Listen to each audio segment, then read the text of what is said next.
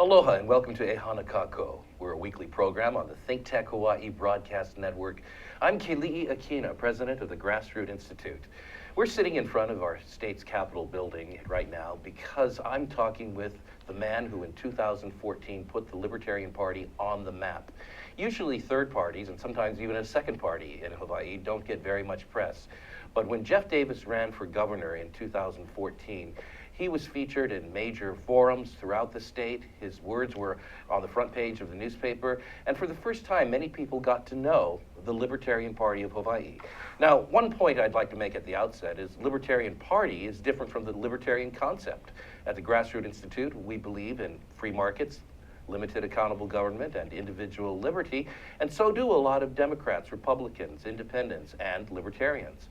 But Jeff Davis ran for the political party, Libertarian Party, and you'll learn a little bit about that today. But more than that, you'll learn what he has learned as a contender in a dominant one-party state, somebody who challenged the system, and today has a story to tell. Please welcome to the program, Jeff Davis. Jeff, welcome to the program. Aloha, Dr. Akina. How are you today? Oh, aloha. Thanks for having me in. It's a pleasure to be back. I love what you folks do here at ThinkTech. Well, always, as well as the Grassroots right. Institute. Thank you. Well, you know, we have like minds on many, many issues. Jeff, what's it like? It's 1 year since you ran for governor, the highest position in the land in the state of Hawaii, challenging a massive system, a single party that dominated in the ultimate result, and yet you were the David in this fight against Goliath, and you actually probably had an impact upon the outcome. How do you feel reflecting back? Well, Doctor, I mean, I had an impact on myself, that's for sure. And isn't that what life's all about? Basically, that's right. I mean, what can you do to help others or to educate if you don't have that experience in yourself? So in some strange ways, it was all about me. It was just drawn into that. You know, as you well know, I was doing the radio show 5 days a week for years. I had the platform. I had interviewed every one of these politicians that were running, or basically I had them in my radio show. I'd been paying attention, reading the newspaper. I recommend it. Right, you weren't a Johnny-come-lately at all. You actually had, on a daily basis, engaged the very issues that are central in a gubernatorial campaign. Now that you look at the result, the numbers were not very high, but you did get on the map. Well, I actually won if you counted it by how much money was spent per vote. Okay, in terms of dollars per vote, there you go. Dollars per vote, I'm the winner. And how many votes was that? Somewhere around 8,000 and change. Well, 8,000 people here put their name out there with you. And it was a lot of it, I'm sure you could call it a hate vote almost, you know? It's like, there was nobody was under the illusion that I was going to win the race, considering I had no money in it. And as we're about to talk about today, money is how you win the race. How did you get into those numerous campaign forums featuring the gubernatorial candidates? Some of them weren't going to be open to you at all, but many did open. Well, the way it worked, Keli'i, is I hit the perfect storm. I was obviously the outside, as we had our former mayor, Mufi, came in as an independent. Mm-hmm. Our Republican was Duke Iona, former lieutenant governor, and then Senator David Ige challenged the incumbent Neil Abercrombie, beat him in the primary with a record-setting upset. So there was only one guy left. The other kooks, as you might call people like myself, who don't have money or who have never held office before but yet run for office, they were put out by failing to decide which one of them would run for lieutenant governor. And so there was only one odd man out, and that was me. The first two, I was honored. The Grassroots Institute held the first debate. And I was invited to that one. I then went into another debate. I forget who. Oh, that was the Eva Beach side, Ko'olina and the developers out in Kapolei. And then maybe three, on the fourth, BOMA, Building Owners Management Association. That was a problem, wasn't that? Well, to their credit, the Ige campaign called me and said, "Hey, are you in the debate tomorrow?" I said, "What debate?" Mm-hmm. And I called them up, and they were even unaware that there was a fourth candidate. And I said, "You must be reading the newspaper." Because again, being aware of the issues in day-to-day in Hawaii and the world, but here in Hawaii, that's one thing, being a radio talk show host. But to actually jump into the mud of a political campaign and to smell it and feel it and get it in your nose and see what it's really all about, you have to do it to really understand it. Well, let me backtrack a little bit. Back when you made the decision to run, there was a fairly popular Republican candidate, Duke Iona, who had been lieutenant governor for 8 years under Linda Lingle, highly prominent, very well situated with the faith-based community, and conservative, and definitely not Democrat in his positions. What do you say to people who raise the question, why did we need a third-party candidate running? We had Mufi already. Don't we have in Duke Iona or the Republican Party an opposition to the status quo already? So what was the basis of your candidacy? The simple question, why did we need even another party? First of all, we have one party.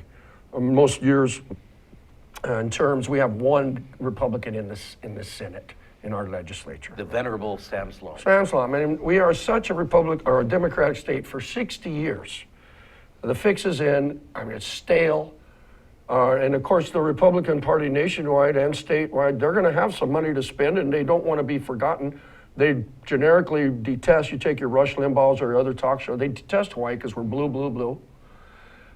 So having Mufi come in and was a Democrat, but obviously he didn't want to go. He wanted to go to the general. Well, his party was called Independent, but Well, he he wasn't went running as an independent independent. because it was an independent party. The Democrats wouldn't have him. So here, you could have come in as a Republican, but you chose to come in as a Libertarian. Why did you make that choice? Simple. Knowing that I was underfunded, or non-funded, self-funded, like Donald Trump. Okay, so you'd go straight to the head of the pack. I go with to the Libertarian general. Party. I don't have to beat my head in a primary. In go. fact, I had some real interesting issues when I brought my opponent, David Ige, into my studio, 2 interviews to endorse him for the primary. All right. I said, don't vote for me. I have no competition. Please take Mr. Ige. He's definitely the lesser of 2 evils when it comes to the Democratic So here's Party. what I detect. One of your strategic reasons was so that you could get on the map. Because Definitely. if you'd run as a Republican, you might have been knocked out in the primary. But the field was clear. It was open in terms of libertarians. So you went straight to the general, and you got a platform in front of the public. That was it. Who else was going to say that the monopoly of the energy company was fixed? The fix was in. Who else was going to decry the Democratic Socialist Banana Republic of Hawaii? Well, no one's going to say that out loud. The Jones Act, the fix is in. We There don't you grow go. our own food. Nobody was going to say that. Legalizing marijuana and getting everybody out of prison and stopping this nonsense. Nobody was going to say what I was able to say due to the fact that I fought hard to be in most of those debates. When you mentioned those issues, Jones Act, the Akaka Bill, all of this, you actually took a position that traditionally would have been identified with Republicans. Subsequently, not all Republicans have stayed with those positions, but in many ways, you were giving the classical opposition voice that Republicans had been giving. All right, let me see if I can make it simpler for all those folks out there. Maybe for the 83% of you that didn't vote, since we had a 17% 17% turnout. eligible voter, not Lowest- registered, but eligible. Lowest in the nation. Lowest in the world, probably. Okay? Perhaps. I mean, they kill you for voting other places, and we should threaten, I mean, we should go the route of Singapore and these guys and have penalties for those who don't vote. Let's put it this way. We can cover every topic in town, and still on my radio show weekly, I do. Okay, so But- you were going to say something to the non-voting public a moment ago. What is that? How about go out and vote, get an education, and There go you out go. and vote. Use the miracle. See, now, we're raised in school about the democracy and our forefathers and George Washington and the miracle of democracy until it all turns into a bunch of propaganda. What's the To philosophy? me, Yes. it is not propaganda. And having been the guy that jumped into the Okay. mud pond, democracy is the most treasured and beautiful, magical thing that people could use as an instrument to change the world, but you don't. All right, so as a Libertarian candidate for governor, you got a platform that you might not have gotten running in one of the parties. Let me ask you this now about your platform.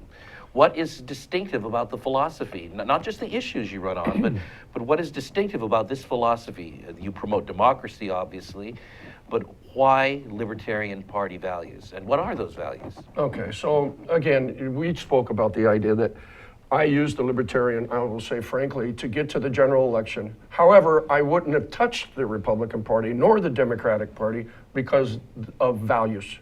So again, Libertarian values freedom, less intrusion of government, markets balancing themselves out, completely anathema to the way that either the Democrats or Republicans run America, if not the banks run the world, okay? Individual liberties, free markets. Like that, and keeping government out of your business. But that free market thing, it's a word that's bandied about. People should just understand it's like, you don't bail the banks out, you let them fail. You don't subsidize the solar industry, you let it come in. All right. And it's a very interesting and complicated snake biting its own tail issue, but to the point. I was able to get up on state TV and say, look, I'm not here to put Humpty Dumpty back together again. You guys want to complain about the rail, you want to complain about our taxes, the homeless, all this stuff. I know a lot about it. In fact, I'm living with the homeless. Would you like to join me? The point is, unless we were to reform how politicians were elected, take the pay to play, take the corporate money, put term limits into the ledge, if we couldn't fix what the top was doing, why do we pretend that we can fix what's happening on the downstream? One of the things I noticed that in the midst of all these fiscally conservative values you've just espoused and free market values, you were the candidate who, more than any other candidate, gave prominence to solving the homelessness problem. In fact, at one forum, you actually showed up down at the Capitol Auditorium with about 20, 30 homeless people there. And you mothers and children. You had spent the night or more actually camping out as a homeless person with them. Mm-hmm. How do you reconcile this, if it even has to be reconciled? What is distinctively libertarian about doing it that way? Yeah. Libertarians, aren't these the ones who talk about the market, the freedom of exchange and so forth? What does homelessness have to do with it? So it doesn't have anything to do with any political party from my point of view. It's a humanity thing. And when I went down into Kaka'ako and I saw the scores and scores and scores and scores of children living in sidewalk, no toilet, no water, and you read the paper every day and you saw a drunken bum pushing a shopping cart, and he was the one we blamed for homelessness. It was all his fault. We don't need to be providing water and shelter for children and their families. I bought the tent, I moved in, and after 1 week living in Kaka'ako, witnessing the terrible conditions that these people lived in, let alone no bathroom, no self-esteem with a toilet or running water, I called a news conference, and I was on the ballot for governor. Guess who showed up? Nobody. Only the general public showed up. There was nobody from the media. And so my big goal, Keli'i, was to change the face of homelessness from the drunken bum to a child. And as you said, we took the mothers and the children into a debate, a primary debate on the development of Kaka'ako. Neil Abercrombie's baby. Neil didn't even bother to show up. His office was 4 floors up. Abercrombie didn't even show up. It was Ige and I. And you're talking about that forum in the Capitol basement. And I brought all these mothers. I had help from pastors and whatnot. We got all these children in there. And the question was, how many of you live in Kaka'ako? It was a pretty full room. And then how many of you live without a toilet and a bathroom on a sidewalk?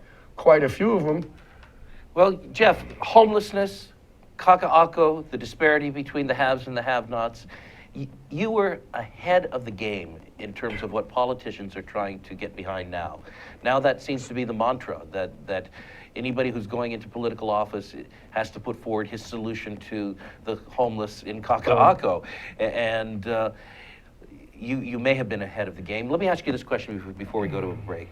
What has Hawaii missed out on, most of all, in not having elected Jeff Davis governor?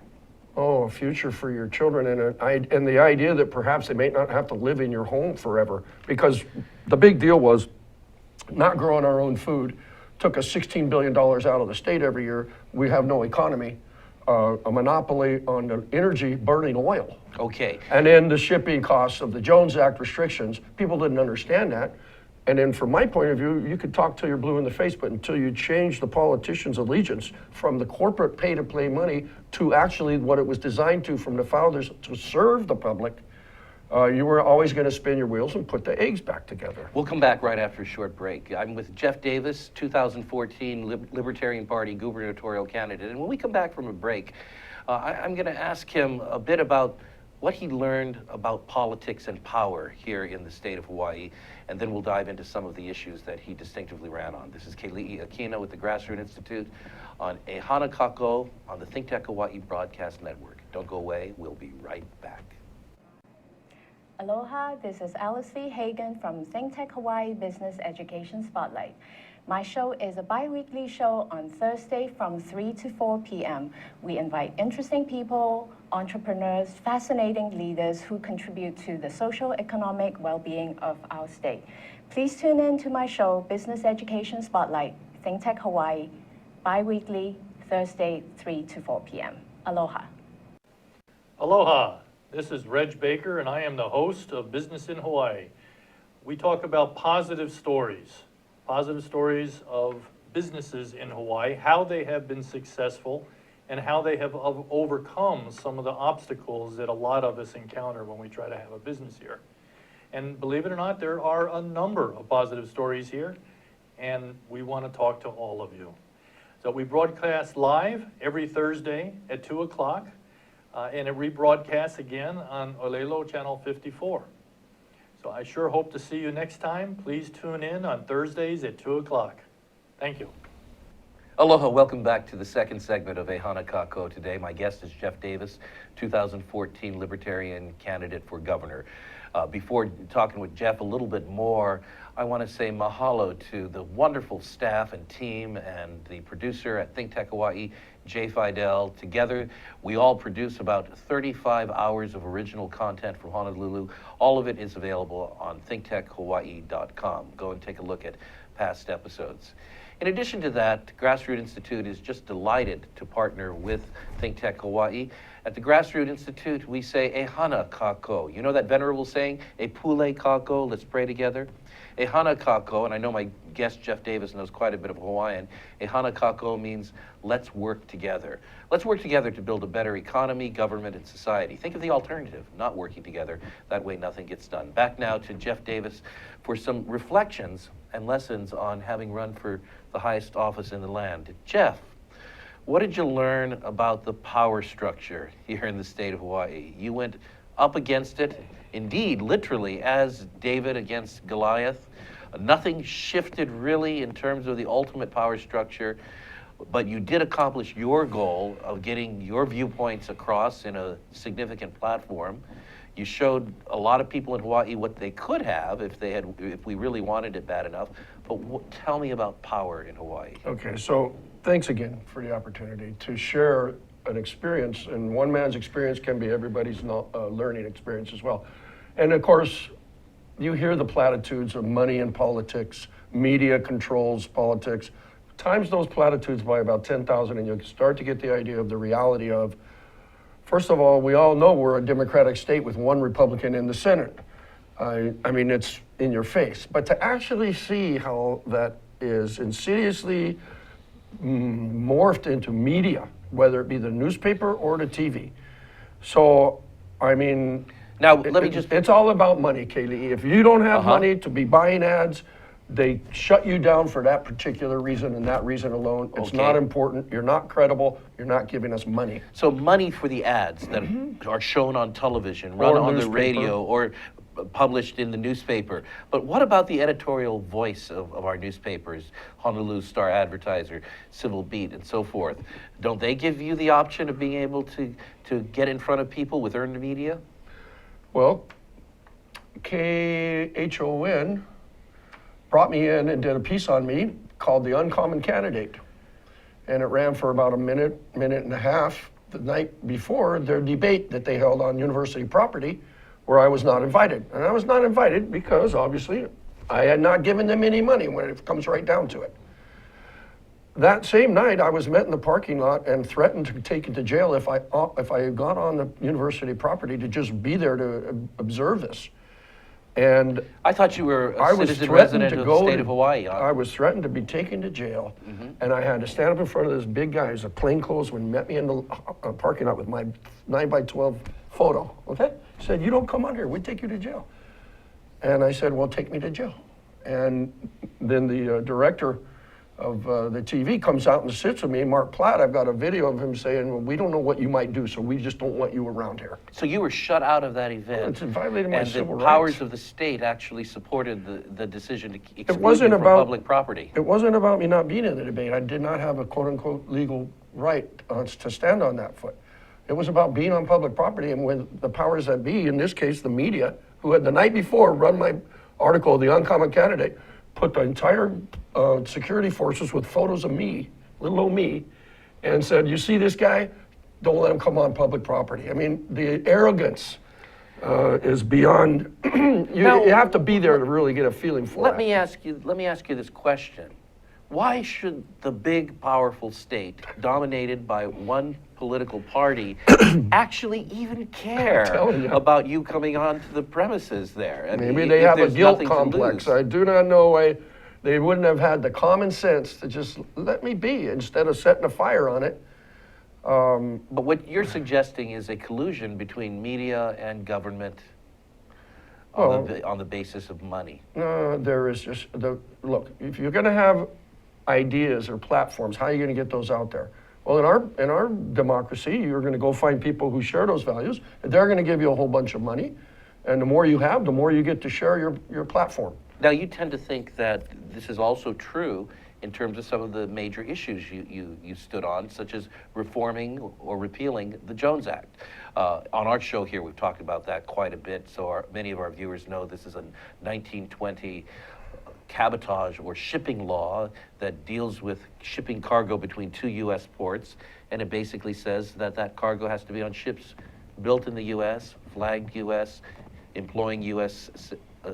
crew, and owned by the U.S. And so you took that issue and said, because it's costing Hawaii so much money, it's time to modify this. But do you think the powers at be keep the Jones Act in place? Let me help you with that. for In political Hawaii, reasons? Keli'i, if it was just about us, I think the powers that be would roll over in a heartbeat and allow open trading and bring down the gallon of milk from $12 down to $4 and make everything cost 30% less, roughly, ambiguous number. But Because reforming the Jones Act would be good for Hawaii. it would be a beautiful So if thing. it And was right just now, about it's us. the worst thing for Hawaii because it stifles agriculture. And Sure. back in the, where was it, the 20s, we grew 94% of our food. Now Pineapple, we import. sugarcane, et cetera. And food for humans. That's and, right. and then now we import 94%, and so we have a That's right. trade deficit. Okay. And that does not, feed the middle-class business opportunities that could otherwise be there. We're broke. But what you're saying What is I'm that saying if is it were that- Hawaii, we would take care of it. What I'm saying but is that there's somebody because else. it's a federal law, All right, that's federal. why we don't. Because the unions on the mainland are making big bucks, complete control of our waterways and all our shipping and unloading of this. You think about the guys in California. They get a freighter from China or whatnot, they unload it in LA or Long Beach, they put it right back on another boat, they got paid twice to send it right back to Hawaii. Okay. We pay for all that. But if this is so bad for Hawaii, and the federal government is imposing this upon Hawaii, why don't we do what Alaska's legislature has done, which is require the governor of Alaska to lobby Washington to change the Jones Because Act? there is no we. There's we- only the Democratic Party. And as evidenced by the 17% eligible voter turnout, there is no we. What benefit does the Democratic Party get from an Oh. antiquated law that raises the cost of living tremendously in Well, the state and destroys I'll be the industry? bad cop. Yeah, they get all kinds of political donations from the unions and the cabotage, Matsons, anybody that has anything to do with the unions and the longshoremen, the Matson themselves, the shippers, if not Verizon and Pasha. Anybody who's got this little market cornered is going to give tons of money and has to the great grandfathers of the Democratic Party in Hawaii. So Your it's Spark, campaign funding. Your Inouye's, okay?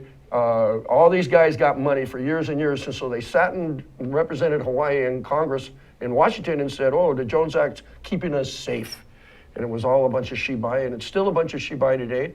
They don't educate people about it in school. Well, this leads us to another issue you stood on, the campaign finance reform. I mean, if you're saying the Jones Act is really a powerful lobby financing the Democratic Party elite, what are your ideas about campaign finance reform? What did you run on? It's a real simple, it's a word that's been thrown about in politics, and for some reason we can't get the fox to come out of the henhouse on his own.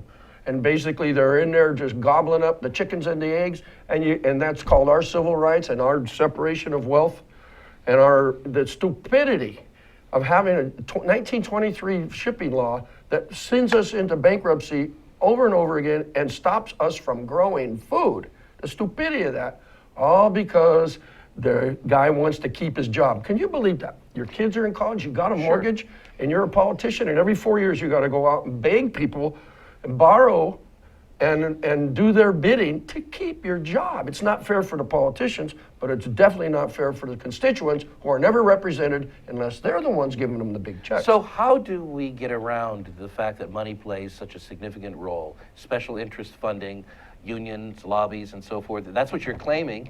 And so you ran on campaign finance reform. What are your ideas for campaign finance reform? State-funded elections, and on the website we had it from the governor all the way down to the Aloha.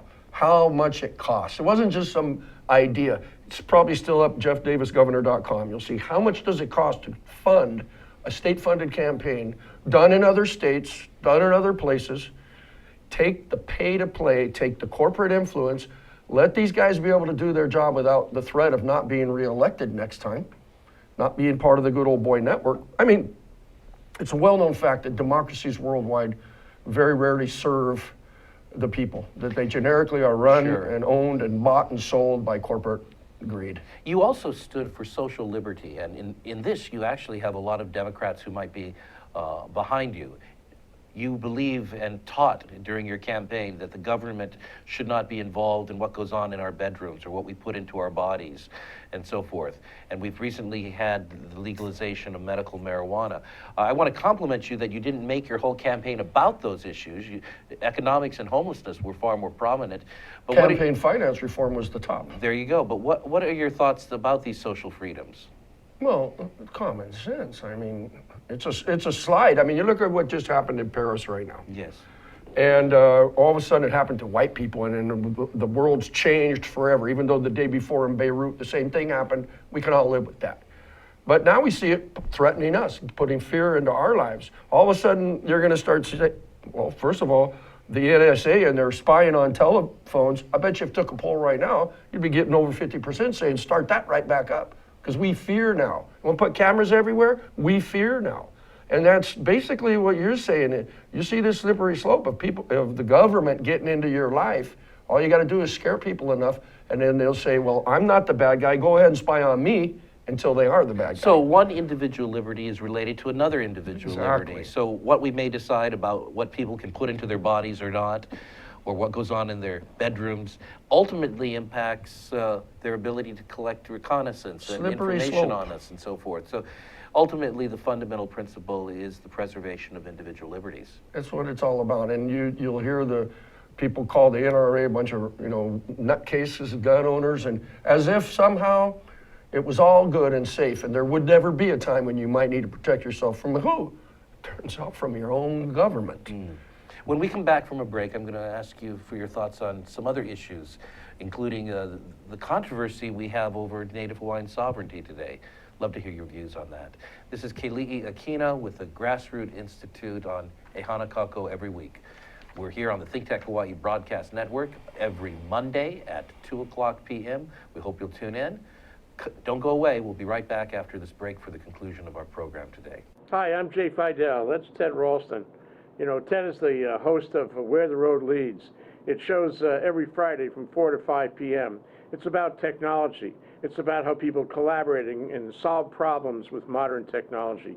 It's where the road leads. We all know that. We should all be listening. Join us there, 4 to 5 p.m. every Friday. Now, what about that do you agree with? All of it.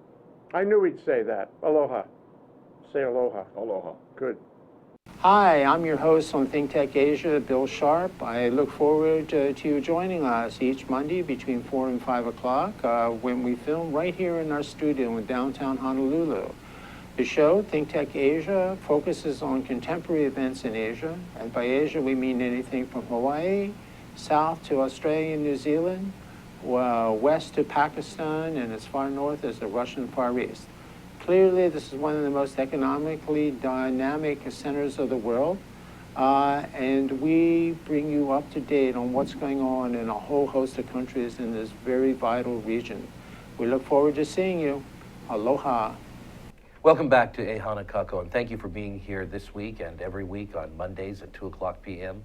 My guest today is someone who's tried to challenge the power structure that exists. But his goal was not so much to win as it was to get a hearing for ideas that are very often not heard. And so we do credit him for having created a forum for which to speak ideas that address the condition of our liberties, economically, socially, and in terms of transparent government. He did so under the rubric of the Libertarian Party of Hawaii, and at the very least helped to get the Libertarian Party more onto the map of politics in Hawaii. Yet, one might argue, as I turn to my guest now, that that might still be a drop in the bucket in terms of a one-party dominant state. Let me make it clear. The goal was to win, okay? Not to win the election, but to win as a human being, to do what's right as each individual one of us. And if that means that because you have a radio show and you have a background and you can go as far as I did with it, that's one thing. If it means just going out to vote, taking care of your family, in other words, we all have to win ourselves if we're gonna win as a society, okay? Because you can't expect society to go in a good direction if it's full of losers. That's right. So you have to be a family person. You have to be responsible for your obligations in life. You have to work at your, making life always interesting and better and beautiful. And then you have to do the right thing. If you see some poor old lady trying to cross the street, you go help her. If you see an entire state with the highest in homelessness, highest in meth, highest in taxes, highest in traffic, highest in electric costs, everybody's living with their parents. The grandkids are living with grandma and grandpa. You're being run into the grounds for the profit of the bakers, the developers, the monopoly on the energy. I mean, I'm the solar guy. There were a good number of people who traditionally would not vote for libertarians, who remarked, both in their letters to the editor and in other forums, they remarked at how much they resonated with what you were saying as a challenge to the system. The issues were so diverse, they even touched the relationship between Native Hawaiians and the rest of the population. Now, I know that you have a real heart, a real aloha for Native Hawaiians. You're related to a wonderful kupuna, Ruby Johnson. My daughter's granddaughter are both Hawaiian. Yes. Let me give you this twist, though, now, because I did also want to ask you about the performance of leadership now in our state, at the gubernatorial and legislative level. Recently, the 30-meter telescope on top of Mauna Kea has become an international, global debacle. 7 months after construction was cleared, following a 9-year vetting process with regulatory commissions, even the approval of the Office of Hawaiian Affairs originally, this project that brings $1.4 billion into our state, brings 6 nations together, just cutting edge science, good for our economy. This project has come to a standstill. And at the center of it is the issue of managing the relationship between Native Hawaiians and the rest of the state. How do you evaluate our governor's performance here? Well, he's totally unprepared for it. Because quite frankly, and I've met David Ige several times in person, had him in a guest in the studio, spent time with him. I like the guy personally. But from my point of view, he's a little bit in a box. So he is the follow the Democratic Party line, and not able to think ahead far enough, not able to see in a round sense more than that narrow view. I mean, you take this TMT issue real quickly, Dr. Akina. You'll see everything in the paper. The ancient Hawaiians would love to see TMT. It's all about navigation. It's all about the stars. Yeah, well, would they love to see an illegal overthrow of their country? Would they like to see Hawaiians on the lowest list of many, including poverty and jobs, and see the highest list of drugs and incarceration? In other words, the Hawaiian community has drawn a line.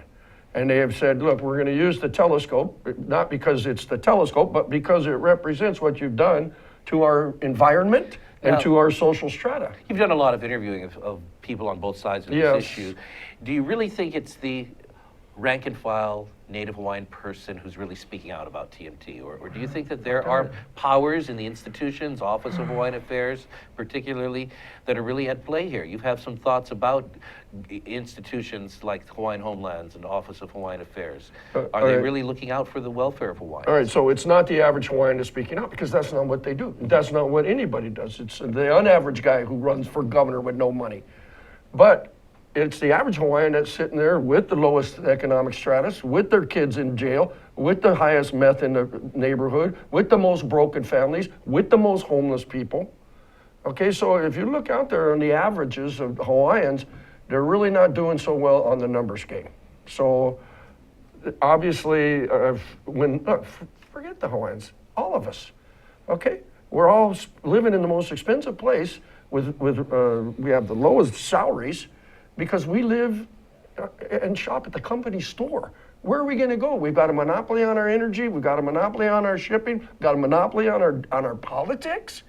Democratic politics for 60 years, one party. Now that is going to lead to collusion, old boy networks, and basically it's Hawaii is for the developers. It's not for people who live in Hawaii, let alone Hawaiians. You have some proposals for shifting this monopoly-oriented economy that you talk about. What's one idea that you'd like to see? Well, on the Hawaiian Electric HEI issue, we don't have to reinvent the wheel. Kauai's had a model for years and years now. It's a co-op. Okay. What that simply says is you don't have to take the cream off the top every year and give it to your investors. All the profits that are made get reinvested. You look at HEI right now, what a great business plan. Give all the money to themselves and to their dividends out to their investors on the stock market. Don't put the money back into the infrastructure till we killed the solar industry because we can't take any more solar on the grid. It's not solar's fault, it's the grid's fault. And it's not the grid, it's Hawaiian Electric not upgrading it as that they were taking in their income. They were giving it out as profit. And they all just look ahead and say, great, we're gonna sell the company to NextEra as it is. Why should we bother? We're gonna leave the taxpayers whole in the bag because it's a monopoly. It's a Democratic monopoly. We pay for these politicians to get elected. I mean, this is kindergarten, Keli'i. Everybody out there, you know this. Our government is bought and sold by big corporations, Hawaiian Electric being one of them, a monopoly. The shipping companies being another one, a duopoly.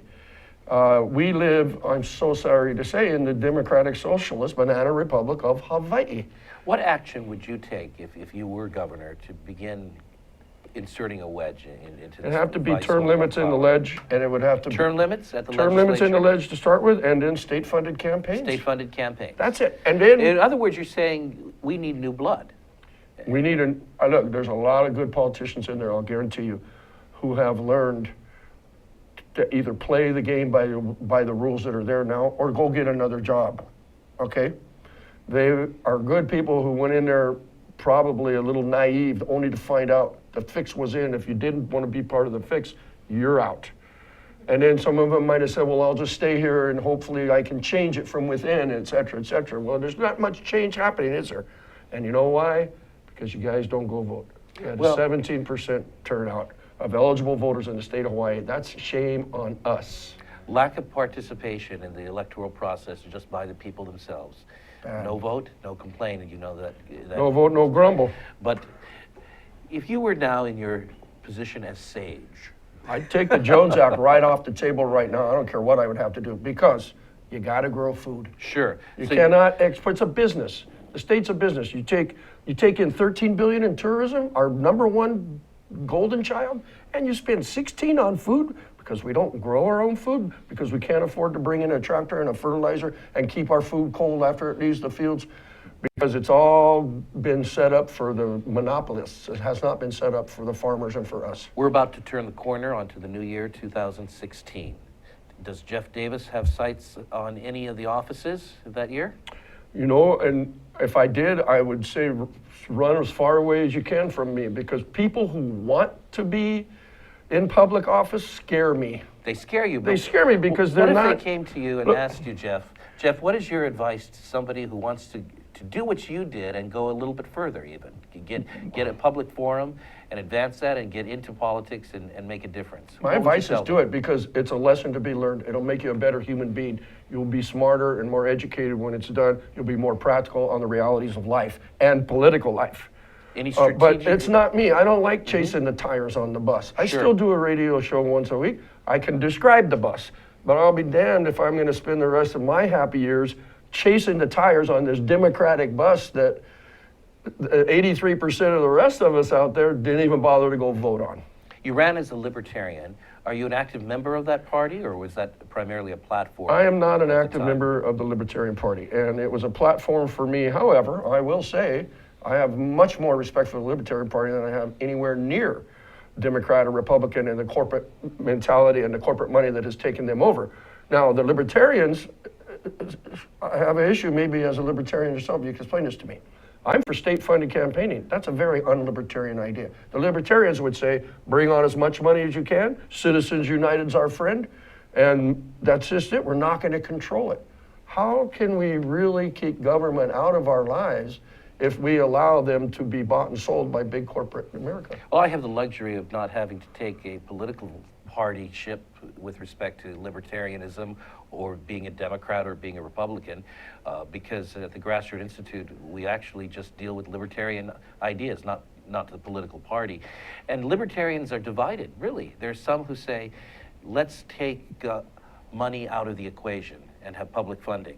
There are others who say, if we restrict money, we prevent individuals from using their money. Hawaii lost the case just today that was rejected by the Supreme Court that would have, had they taken it, considered whether to allow private companies to support candidates without forming political action committees. And the people who lost would argue it's not the business of government to tell me what I can't spend.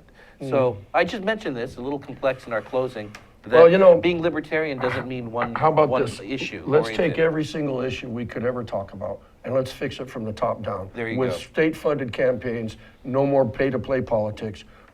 I mean, term limits. Let's let the politicians be the servants that they were described as when they first wrote a constitution in America. Have you thought about how we can change the fact that 17% of the people participate in our elections? I definitely What have. can we do? Here's how it works. I mean, where I do my radio show on Fridays, 4 p.m., 1080, there's several pundits, several people that do radio shows. There's you guys here at ThinkTech and all the topics that you cover. There's one topic that should be at the top of every single one of our agendas, every single show we do, that is campaign finance reform. And we can talk about the broken eggs later, but to continuously focus on the broken eggs, how Humpty Dumpty's going to get put back together again, and to leave the idea of campaign finance and pay-to-play government alone until the next election. That's we're not teaching our future generations where the importance There you really go. lies. And speaking of teaching our future generations, that's a great topic just to close on today. Your thoughts about education in Hawaii? Again, we have a one-party system and a one newspaper. We are a one-horse town, believe So it or not. education itself is a It's monopoly. completely monopolized, it's propagandized, and as I mentioned, they don't even know what the Jones Act is at a 30 or 40-year-old, 50-year-old, let alone a 14-year-old. You're not teaching kids to do anything but be little workers for them, not raise any questions, and preferably don't vote. They like it when you don't vote because they can send their unions out and take the election. Take a moment as we close, look into the camera and tell our audience how they can get a hold of you and listen to you if they're Oh, and interested. thanks for that. I'm the solar guy, Jeff Davis, and I welcome people just to call me at 554-7200. My radio show is on 1080 AM Keli'i every Friday at 4 p.m. That's great. I love Hawaii, I hope you know that, and I sure love the people who are here. I would like to see it go a different direction, which is why I ran for governor, and I would love to see you guys get engaged. If nothing else, besides aloha for yourselves and your family, go out and vote. Jeff Davis, thank you very much for being on the Aloha. program Thanks today. for having me in, brother. Aloha. My guest today, Jeff Davis, 2014 gubernatorial candidate for the Libertarian Party. We'll be back with another great show in a week, Monday at 2 o'clock p.m. See you then for ThinkTech Hawaii's E Hanakako program. Aloha.